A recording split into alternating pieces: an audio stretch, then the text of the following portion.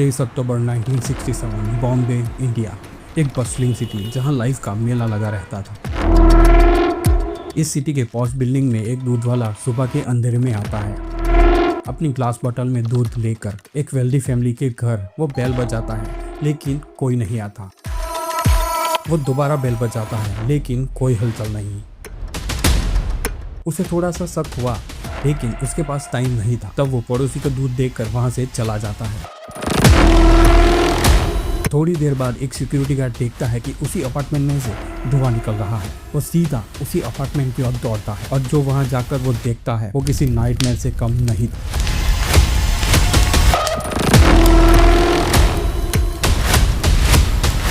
चार dead bodies, एक brutal crime scene जिसने ना सिर्फ बॉम्बे को बल्कि पूरे देश को हिला के रख दिया था। आखिर क्या हुआ था उस सुबह सुबह, चलिए जानते हैं इस पूरे केस। 1967 बॉम्बे, जो अब मुंबई है, एक ऐसा शहर था जहां हर तरफ लाइफ थी। बाजार, बॉलीवुड स्टूडियोज और पॉश मोहल्ले जहां अमीर लोग रहते थे बड़े बड़े अपार्टमेंट में। ऐसा एक मोहल्ला था गामदेवी, जहाँ पेड़ों से ढकी सड़कें और पुराने खूबसूरत बिल्डिंग्स थे। और गामदेवी के दिल में था एक टेम्पल व्यू, एक अपस्केल अपार्टमेंट बिल्डिंग। उसका नाम टेम्पल व्यू इसलिए पड़ा था क्योंकि वहां से एक दुर्गा माता का मंदिर दिखता था, इसीलिए उसका नाम टेम्पल व्यू पड़ा था। इस टेम्पल व्यू में रहती थी चूनावाला फैमिली, जिसके हेड थे मोहम्मद सिद्दीकी चूनावाला, एक बड़ा बिजनेसमैन जो MS कार्ट मार्ट नाम की एक कंपनी चलाता था। ये बंदा कोई छोटा मोटा आदमी नहीं था। इस आदमी के पास बहुत पैसा, इज्जत और इस आदमी का दंगा चलता था शहर में। उनके साथ रहती थी उनकी वाइफ रोशन, उनका 4 साल का बेटा साजिद और उनकी मेड एनी फर्नांडिस। चूनावाला फैमिली ऐसी थी जिन्हें सब लोग जानते थे, जिनका नाम बॉम्बे की हाई सोसाइटी में बड़ी इज्जत से लिया जाता था। लेकिन अक्टूबर की सुबह टेम्पल व्यू में कुछ इतना गलत हुआ कि ये घर एक खौफनाक कहानी का हिस्सा बन गया। ये सिर्फ एक क्राइम नहीं था, ये एक मैसेकर था। और इस केस को सॉल्व करने वाला एक लेजेंडरी डिटेक्टिव, जिसे लोग बॉम्बे का शेरलॉक होम्स कहते थे।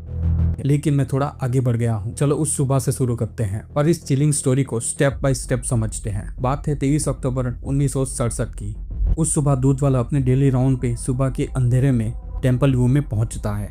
वो चूना वाला फैमिली के दरवाजे पे नॉक करता है, सोचता है कोई तो दरवाजा खोलेगा, जो कि हर रोज कोई ना कोई खोलता है। लेकिन बेल बजाने के बाद भी कोई दरवाजा नहीं खोलता। दोबारा बेल बजाता है, लेकिन इस बार भी कोई दरवाजा नहीं खोलता। उसे थोड़ा सा शक हुआ, लेकिन उसके पास टाइम नहीं था। तब वो पड़ोसी का दूध देखकर वहां से चला जाता है। कुछ घंटे बाद उस बिल्डिंग का सिक्योरिटी गार्ड, जिसका नाम उस्मान था, वो वहां आता है और देखता है कि कुछ तो अजीब है।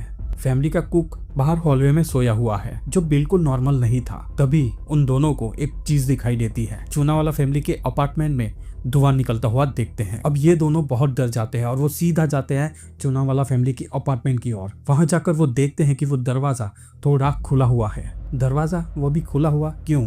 दोनों दरवाजा ढकेलते हुए अंदर जाते हैं। हवा में धुआं भरा हुआ है और ये धुआं किचन की तरफ से आ रहा था। कुक, जो घर को अच्छी तरह से जानता था, वो सीधा किचन की ओर भागता है और एक खौफनाक नजारा देखता है। पुराने कपड़े और अखबार जल रहे थे और गैस सिलेंडर थोड़ा खुला हुआ था। हल्की सी हिस की आवाज आ रही थी। वो जल्दी से सिलेंडर बंद करता है और पानी डालकर वो आग बुझाता है और सोचता है कि हाँ, प्रॉब्लम सॉल्व। लेकिन वो फिर लिविंग रूम में जाते हैं और यहाँ से सब कुछ बदल जाता है। अखबार और कपड़े के जलते हुए ढेर के नीचे एक चीज दिखाई देती है जो उनका खून ठंडा कर देती है। एक इंसानी हाथ। वो कुक चीख पड़ता है और सिक्योरिटी गार्ड थर थर कांपने लगता है। और जब वो और करीब देखते हैं, तब उन्हें पता चलता है कि ये सिर्फ एक डेड बॉडी नहीं थी, बल्कि 4 डेड बॉडीज थी। दोनों घबराए हुए अपार्टमेंट के बाहर भागते हैं। उन दोनों का दिल तेजी से धड़क रहा था। वो दोनों अपार्टमेंट के बाहर जाकर गामदेवी पुलिस स्टेशन में कॉल करते हैं। कुछ ही देर में पुलिस वहां पहुंच जाती है और टीम के साथ आते हैं सब इंस्पेक्टर शिवाजी देशमुख, एक एक्सपीरियंस ऑफिसर जिनका काफी नाम था। वो क्राइम सीन को सील करते हैं और अपार्टमेंट में घुसते हैं और वो जो देखते हैं वो दिल धड़का देने वाला था। 4 विक्टिम्स है मोहम्मद सिद्दीकी चूनावाला, उनकी वाइफ रोशन और उनका छोटा सा पोता साजिद और उनकी मेड एनी फर्नांडिस। उन सभी पे किसी तेजधार वाले हथियार से हमला किया गया था। जख्म बहुत गहरे थे, साफ थे और बहुत ही ब्रूटल थे। लेकिन यहाँ से बात और वियर्ड हो जाती है। ये एक किलर था या फिर किलर्स? शायद किलर्स ने बॉडी को जलाने की कोशिश की थी। उन्होंने पुराने कपड़े और पुराने अखबार बॉडीज पर डाले और उन पर आग लगा दी। लेकिन आग पूरी तरह से लगी नहीं, बल्कि बहुत ज्यादा धुआं निकलने लगा, जो गार्ड ने देख लिया। पुलिस को ये भी पता चलता है कि गैस सिलेंडर जानबूझकर खोला गया था, जैसे कोई चाहता था कि पूरा घर जल के खाक हो जाए। पुलिस वाले भी शॉक थे क्योंकि ये कोई छोटा क्राइम नहीं था, ये एक बहुत बड़ा कांड था और ये कोई सड़क के कोने पे हुआ क्राइम नहीं था। ये क्राइम बॉम्बे के सबसे पॉश एरिया में हुआ था। ये बात बहुत ही तेजी से फैलती है और अगले दिन न्यूज़पेपर की हेडलाइन बन जाती है, चूनावाला फैमिली का खून। लोग सड़क पे उतर जाते हैं। मोहम्मद एक पॉपुलर शख्सियत था। लोग गुस्से में थे कि ये सब कैसे हो गया। प्रोटेस्ट शुरू हो जाते हैं, पुलिस व्हीकल पे पत्थर मारे जाते हैं और हालात इतने टेंस हो जाते हैं कि पुलिस को गामदेवी में कर्फ्यू लगाना पड़ता है। सब इंस्पेक्टर शिवाजी देशमुख पर प्रेशर बढ़ रहा था। उनके पास कोई लीड नहीं थी, कोई गवाह नहीं था और पूरा शहर उन पे चिल्ला रहा था। वो समझ रहे कि उनकी टीम के लिए ये केस बहुत बड़ा है। तब वो एक बोल्ड डिसीजन लेते हैं। वो बुलाते हैं एक बड़े प्लेयर को, डिप्टी कमिश्नर विद्यानाथ सोमेश्वर को, एक ऐसा डिटेक्टिव जिसे लोग बॉम्बे का शेरलॉक होम्स कहते थे। इस बंदे ने ऐसे केसेस सॉल्व किए जो सबके बस के बाहर, जैसे एक बैंक रॉबरी को स्कूल गर्ल के एक छोटे से हिंट से सॉल्व किया था। उनका सीक्रेट ये था कि वो सड़कों पे काम करते थे, चाय वालों के साथ बैठते थे, दुकानदार के साथ बैठते थे, यहाँ तक कि वो भिखारियों के साथ भी बैठते थे और कुछ ना कुछ जानने की कोशिश करते थे और वहाँ से वो इन्फॉर्मेशन निकाल लेते थे। उनका एक रूल था, किसी को अरेस्ट नहीं करो जब तक एविडेंस पक्का ना हो। अब वो अपनी क्राइम ब्रांच टीम के साथ चूनावाला फैमिली केस पर लग जाता है। अब वो क्राइम सीन पे पहुंचते हैं और ईंच बाई ईंच सब देखते हैं। फ्रिज, किचन, डोरनॉब्स, हर जगह फिंगरप्रिंट्स कलेक्ट करते हैं। फिंगरप्रिंट्स रिपोर्ट आती है। कुछ फिंगरप्रिंट्स फैमिली के थे और कुछ फिंगरप्रिंट्स ऐसे थे जो घर के लोगों के नहीं थे, वो शायद किलर्स के थे। फिर उनको बेड के नीचे एक चीज मिलती है, 2 शर्ट्स मिलते हैं, दोनों खून से सने हुए। एक शर्ट तो ऐसे क्रम्पल्ड है जैसे जल्दी में फेंक दी गई हो। टीम सोचती है, अरे ये तो एक जैकपॉट है, ये किलर्स के कपड़े होंगे। लेकिन एक ट्विस्ट था, किलर्स अपने कपड़े क्यों छोड़ के जाएंगे?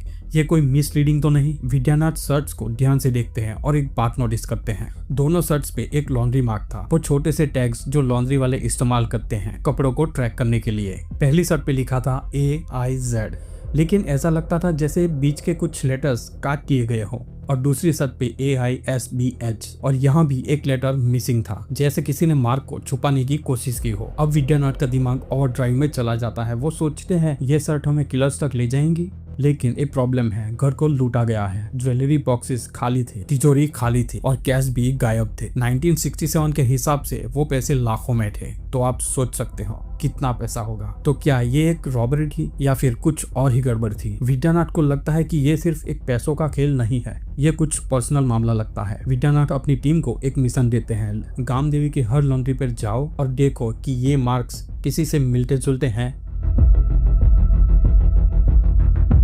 टीम सड़कों पे निकल पड़ती है, हर दुकान पे जाती है और वो शर्ट्स दिखाती है, लेकिन दिन गुजर जाते हैं और कुछ भी नहीं मिलता।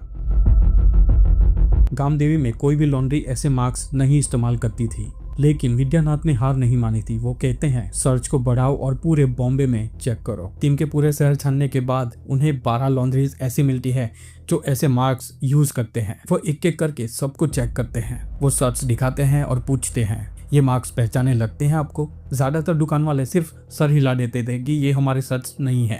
लेकिन अब बारी आती है लास्ट यानी 12वें नंबर की लॉन्ड्री की। वो अपने रिकॉर्ड्स चेक करता है और एक बम गिराता है। वो कहता है कि ये मार्क्स 2 रेगुलर कस्टमर्स के हैं। वो पुलिस को उनका नाम देते हैं, बकर हसन और आसिफ। विद्यानाथ की आंखें चमक उठती है क्योंकि एक नाम बकर हसन उसे याद आता है। इनिशियल इंटरव्यू में बकर हुसैन का नाम आया था क्योंकि वो चूनावाला फैमिली के पुराने ड्राइवर में से एक था। उसे एक झगड़े के बाद निकाल दिया गया था, कुछ पैसों के पेमेंट का मसला था। क्या ये वही ब्रेक थ्रू था जिसकी तलाश थी? लेकिन काफी ढूंढने के बाद भी बकर और आसिफ गायब थे। उनके घर खाली थे। उनके पड़ोसी बोलते हैं कि वो काफी दिनों से गायब है। विद्यानाथ जानता था कि ये दोनों अब भाग रहे हैं। वो एक city wide man Hunt launch करते हैं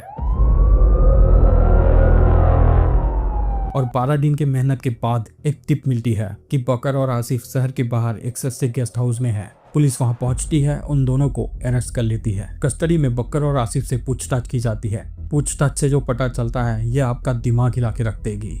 बकर गुस्से से भरा हुआ था। जब चूनावाला ने उसे निकाला तब बकर ने उसका बाकी का पेमेंट मांगा। और चूनावाला ने पैसे दे दिए और कहा अब तुम हमारे घर कभी मत आना। बक्कर को लगा उसे पैसे कम मिले हैं और उसे जलील किया गया है। उसे अपने कजिन आसिफ के सामने डांटा गया। उसने आसिफ से कहा इससे बदला लेना होगा। 22 अक्टूबर 1967 की रात को, क्योंकि बक्कर को फैमिली की रूटीन के बारे में पता था, वो और आसिफ चुपके से टेम्पल व्यू अपार्टमेंट में घुस गए। रात के सन्नाटे में जब सब लोग सो रहे थे, उन्होंने एक के बाद एक मोहम्मद, रोशन और छोटे साजिद और एनी को छुरी से मार डाला। ये कोल्ड ब्लडेड मर्डर था और बहुत ही ब्रूटल था।